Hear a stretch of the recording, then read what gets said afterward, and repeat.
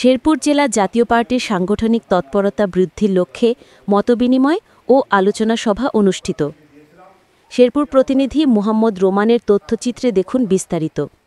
শেরপুর জেলা জাতীয় পার্টির নবগঠিত আহ্বায়ক কমিটির সাংগঠনিক তৎপরতা বৃদ্ধির লক্ষ্যে এক আলোচনা ও মতবিনিময় সভা অনুষ্ঠিত হয়েছে।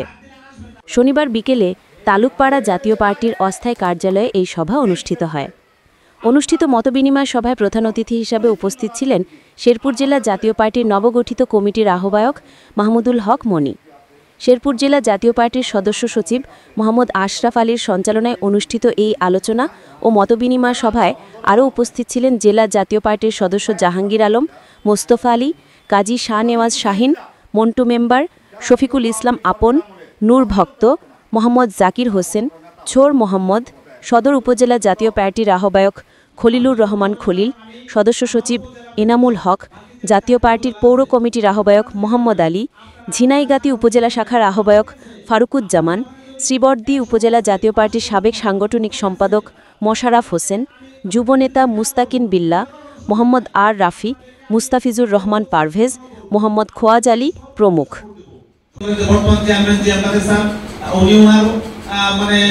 সিদ্ধান্তটাকে একেবারে স্টিল রেখে উনি বিতর্কিত যে লোকগুলো ছিল তাদেরকে দল থেকে বাড়ি করে দিয়েছে। এতে আমাদের অনেকে হয়তো বা আপনাদের মনের ভিতরে একটা সংশয় আছে যে দলের প্রতীক কোন দিকে যাবে। দলের প্রতীক কোন দিকে যাওয়ার কোনো সুযোগ নাই। দলের প্রতীক জিএম কাদেরই থাকবে এবং জিএম কাদেরই আছে এবং ভবিষ্যৎ জিএম কাদেরই থাকবে। এটা নিয়ে দ্বিধা দ্বন্দ্ব কিংবা আপনাদের ভিতরে যদি কোনো প্রশ্ন থেকে থাকে, কোনো ধরনের কোনো সংশয় থেকে থাকে, আজকে থেকে ভুলে যাবেন। এটা নিয়ে কোনো ধরনের কোনো কিছু চিন্তা করার দরকার নাই। ওই চিন্তাটুকু যারা উপরে আছে তারাই করুক, আমরা সাংগঠনিকভাবে আগাই যাবো।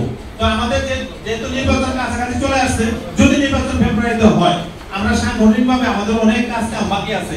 তো আমরা আজকে থেকেই, যেহেতু আমরা আজকে এই কমিটির পরিস্থিতি সহায় করে ফেললাম, আমরা এখন ডে বাই ডে আমাদের সাংগঠনিক কার্যক্রমগুলো আগাই নেব।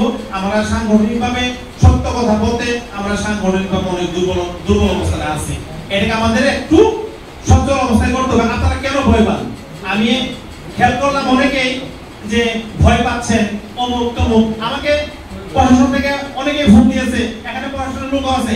আমরা কি একটা কথাও কোনো প্রশাসনের বিরুদ্ধে কোনো অন্যায়ের পক্ষে কোনো কথা বলেছি আমরা? আপনাদের ভয় পাওয়ার কি আছে? আপনারা এখানে জানা আছেন কেউ কি একটা টাকা চাঁদাবাজি করছেন? আপনার ভয় পাওয়ার কি আছে? আপনারা একটা চাঁদাবাজিও করেন নাই, কারোর ঘরে আগুন ওদের নাই, কারোর মাথায় বাইরে ওদের নাই। তাহলে কেন আপনারা ভয় পান? আমি বুঝি না কিছু। আমি তো ভয় পাই না। আমি 5 তারিখের পর থেকে এই পর্যন্ত কতগুলো প্রোগ্রাম করেছি, আমি কতবার শেষ করে এসেছি। ছোট হোক, একজনকে নিয়ে হোক, আমি প্রোগ্রাম করি নাই। তো আমার তো ভয় নাই। আপনারা কেন ভয় পান? কেন আপনারা লুকাই থাকতেছেন? যদি আপনারা লুকাই থাকেন তাহলে এবার বলতে হবে যে ভাই আমরা লুকাই আছি, আমাদেরকে কোন দলে নিয়েন না, আমাদের খাতা কলমে রাখেন না।